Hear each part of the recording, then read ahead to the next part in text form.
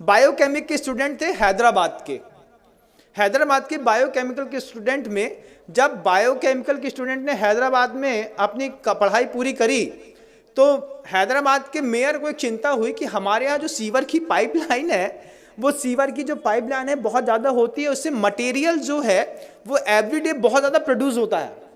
तो मटेरियल को डिसॉल्व करने के लिए उनके पास कोई स्पॉट या कोई चीज़ दिखाई नहीं दे रही थी। आप क्या सोचते हैं कोई क्या कर सकता है? जब ये क्वेश्चन मेयर के दिमाग में खड़ा हुआ कि जो मतलब मैन का बायो प्रोडक्ट है, जो भी मल वगैरह निष्कासित होता है, तो सीवर कनेक्टेड कर दिया, सबके यहाँ के सेप्टिक टैंक हैदराबाद में अलग कर दिए। अब कनेक्टिविटी बना करके सीवर की पाइपलाइन से पूरे हैदराबाद का जो मल है वो एक जगह पर स्टोर होता था। तो उसको ख़त्म करने के लिए क्या दिमाग कोई चलाएगा? तो बायोकेमिकल के स्टूडेंट ने उसमें लिक्विड क्लोरीन डाल करके उस पीले को वाइट कर दिया, और पीले को वाइट करने के बाद उसमें से उसकी स्मेल गायब कर दी। क्लोरीन NaCl, आपने अगर नमक का सूत्र सुना हो तो बंधुओं, मतलब सोडियम अलग होता है, क्लोराइड अलग होती है, NaCl2 ये उसका रासायनिक फॉर्म है। और जहाँ हम रहते थे पहले HGM, वहाँ पे Hukumchand jute mill and industries, और मतलब नमक से क्लोरीन बनाने का प्रोसेस वहीं पे होता था। लिक्विड क्लोरीन होती है, पाउडर फॉर्म में क्लोरीन होती है, गैस फॉर्म में क्लोरीन होती है, और सब अलग अलग चीज़ों में काम आती है। जो बांस के पेड़ होते हैं उसको साफ़ करने के लिए लिक्विड क्लोरीन काम आती है, जिससे आपका पेपर बनता है और जो बिल्कुल वाइट हो जाता है। तो वो बायोकेमिकल के जो स्टूडेंट हैं, वो बायोकेमिकल के स्टूडेंट ने पूरे के पूरे जो मल हैदराबाद के बाहर इकट्ठा होता था उसमें क्लोरीन को डाल करके मिक्सअप करके पीले से वाइट कर दिया।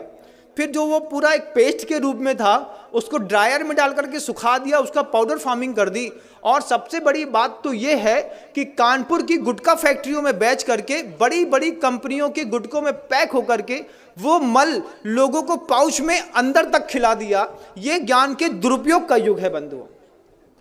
आपको आश्चर्य होगा, लगता है ना कि हम जिस कंपनी का गुटखा खाते हैं ये तो बहुत फ्रेश है और बढ़िया है। जब आपको पता चले कि बायोकेमिक के स्टूडेंट की इतनी बड़ी करामात है कि उसने पूरे के पूरे मानव के बायो प्रोडक्ट को क्लोरीन डाल करके उसकी स्मेल हटा करके और उसको गुटके में मिला करके उसमें फ्रेग्रेंस मिला दिया। फ्रेग्रेंस का कारोबार कितना बड़ा है कभी आप सोच भी नहीं सकते, कुछ नहीं सोच सकते। और आपको तो खुलते ही साथ ही खुशबू आती है, एक तेज स्मेल।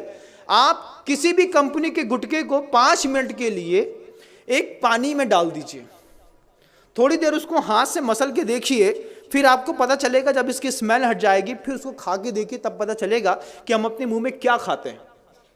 उसमें चूना और कांच दोनों मिलाया जाता है कि कांच से बारीक कांच का पाउडर रहता है जिससे आपकी जबान थोड़ी सी कटती है, और चूना उसके ऊपर लगता है तो आपको थोड़ी सरसराहट सी होती है।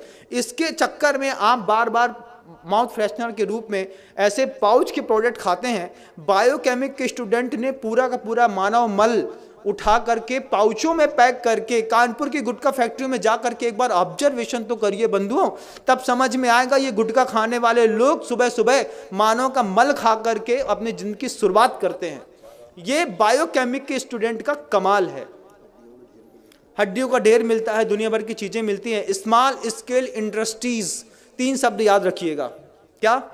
स्मॉल स्केल इंडस्ट्रीज, ये 3 शब्द याद रखेंगे तब आपको पता चलेगा कि स्मॉल स्केल इंडस्ट्रीज के चक्कर में कैसे यूरिया से, साबुन से, शैम्पू से दूध बनाते हैं, कैसे सड़ी हुई चीज़ों से अच्छी पिज़्ज़ा बर्गर बनाते हैं और आपको खिलाते हैं।